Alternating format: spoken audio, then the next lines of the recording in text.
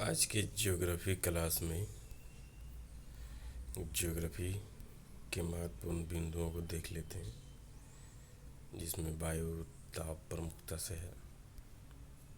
तो शुरू करते हैं। उत्तरी तथा दक्षिणी गोलार्ध में क्रमशः कर्क और मकर रेखा से 35 डिग्री अक्षांशों तक उच्च दाब पेटियां पाई जाती है। यहाँ उच्च दाब होने का दो कारण है।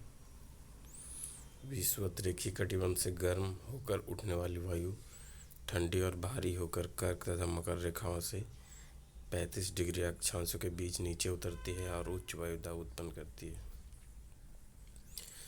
पृथ्वी के दैनिक गति के कारण उपध्रुवीय क्षेत्रों से वायु की विशाल राशियां कर्क तथा मकर रेखाओं से 35 डिग्री अक्षांशों के बीच एकत्रित हो जाती है, जिससे वहां उच्च वायु दाब उत्पन्न हो जाता है।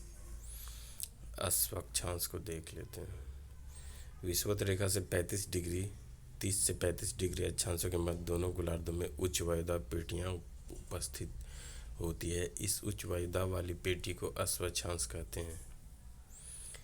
इसका कारण यह है कि मध्य युग में यूरोप में खेती के लिए पश्चिमी द्वीप से पालदार जलयानों से लादकर घोड़े भेजे जाते थे।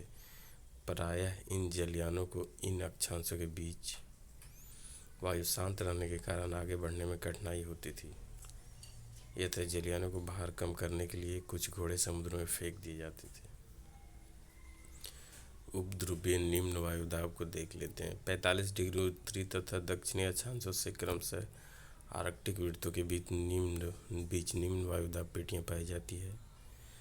उपध्रुवीय उच्च वायुदाब को देख लेते हैं। 80 डिग्री उत्तरी तथा दक्षिणी अक्षांशों से उत्तर तथा दक्षिणी ध्रुव तक उच्च वायुदाब पेटियां पाई जाती है। पवन को देख लेते हैं। पृथ्वी के धरातल पर वायु दाब में क्षैतिज विषमताओं के कारण हवा उच्च वायुदाब क्षेत्र से निम्न वायुदाब क्षेत्र की ओर बहती है। क्षैतिज रूप से इस गतिशील हवा को पवन कहते हैं। ऊर्ध्वाधर दिशा में गतिशील हवा को वायुधारा एयर करंट कहते हैं। कॉरियोलिस बल प्रभाव को देख लेते हैं। पृथ्वी के घूर्णन के कारण पवनें अपनी मूल दिशा से विक्षेपित हो जाती है। इसे कॉरियोलिस बल कहते हैं। इसका नाम फ्रांसीसी वैज्ञानिकों के नाम पर पड़ा है, जिसने सबसे पहले इस बल के प्रभाव का वर्णन 1835 ईस्वी में किया था। कॉरियोलिस प्रभाव के कारण उत्तरी गोलार्ध में पवनें दाहिनी ओर तथा दक्षिणी गोलार्ध में अपनी बाईं ओर मुड़ जाती है। इस विक्षेपण को फेरेल नामक वैज्ञानिक ने सिद्ध किया था, अतः इसे फेरेल का नियम भी कहते हैं। कॉरियोलिस बल प्रभाव विषुवत रेखा पर शून्य होता है, अर्थात विषुवत रेखा पर पवनों की दिशा में कोई विक्षेप नहीं होता है। इस बल का अधिकतम प्रभाव ध्रुवों पर होता है, अर्थात ध्रुवों पर पवनों की दिशा में अधिक विक्षेपण होता है।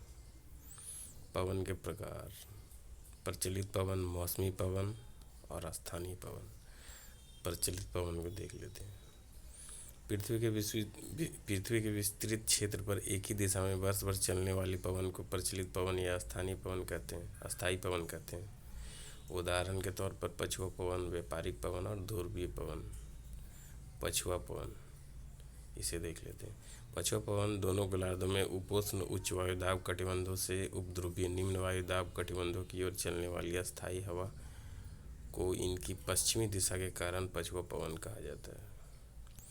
पछुआ पवन का सर्वश्रेष्ठ विकास 40 डिग्री से 65 डिग्री दक्षिणी अक्षांशों के मध्य पाया जाता है। यहाँ के इन अक्षांशों को गरजता चालीसा, प्रचंड 50 तथा चीखता 60 कहा जाता है। ये सभी नाम नाविकों द्वारा दिया गया है। व्यापारिक पवन लगभग 30 डिग्री उत्तरी और दक्षिणी अक्षांशों के क्षेत्रों या उपोष्ण उच्च वायुदाब कटिबंधों से भूमध्य रेखीय निम्न वायुदाब कटिबंधों की ओर दोनों गोलार्धों में वर्ष भर निरंतर प्रवाहित होने वाले पवन को व्यापारिक पवन कहते हैं।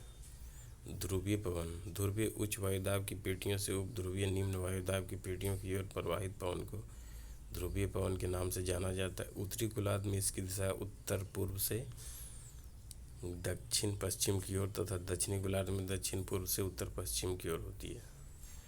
मौसमी पवन को देख लेते हैं। मौसम या समय के परिवर्तन के साथ जिन पवनों की दिशा बदल जाती है उन्हें मौसमी पवन कहा जाता है, जैसे मानसूनी पवन, स्थल समीर तथा समुद्री समीर।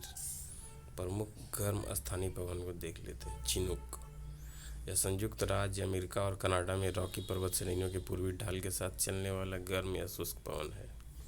फॉन, यह आल्प्स पर्वत के उत्तरी ढलान से नीचे उतरने वाली गर्म एवं शुष्क हवा है। इसका सर्वाधिक प्रभाव स्विट्जरलैंड में होता है। इसके प्रभाव से बर्फ पिघल जाती है और पशुचारकों के लिए चारागाह मिल जाता है। इसके प्रभाव से अंगूर जल्दी पक जाते हैं। हर्मट, यह सहारा रेगिस्तान से उत्तर पूर्व दिशा में चलने वाली गर्म एवं शुष्क हवा है। यह पवन सहारा से गिनी तट की ओर बहती है। गिनी तट पर इसे डॉक्टर हवा कहा जाता है। स्थलीय शीतल हवा विली ऑस्ट्रेलिया में चलती है। स्थानीय शीतल हवा विली ऑस्ट्रेलिया में चलती है और स्थानीय गर्म हवा लू उत्तरी भारत में चलती है। तो ये सब था आज के वीडियो में। पूरा वीडियो देखने के लिए धन्यवाद।